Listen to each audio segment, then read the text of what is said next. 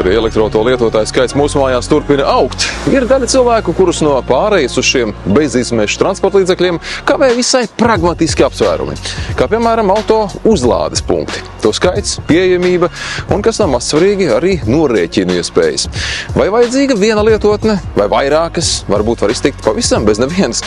Jāatzīmē, ka šajā ziņā elektroauto lietotāju ikdiena nudien kļūst arvien ērtāka.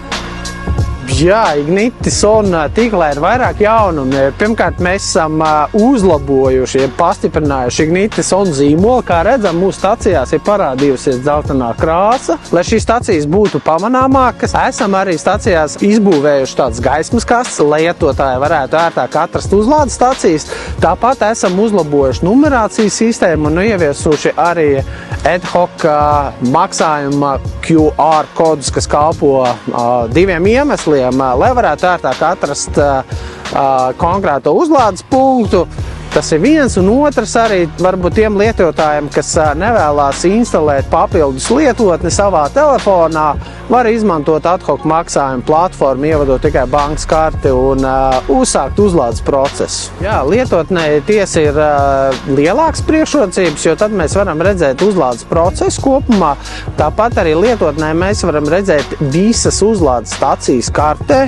Mēs redzam, kuras stacijas ir aizņemtas, kuras ir pieejamas, kādas jaudas.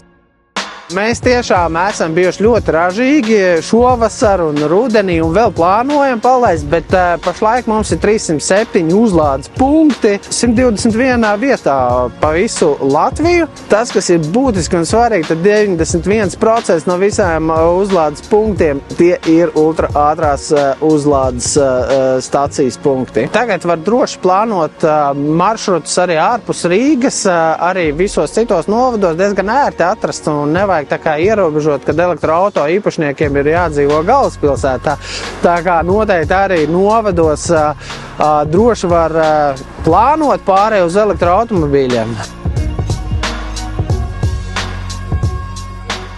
Tavs Auto TV atbalsta Sixt autonoma, pilna servisa auto leasings un auto abonēšana.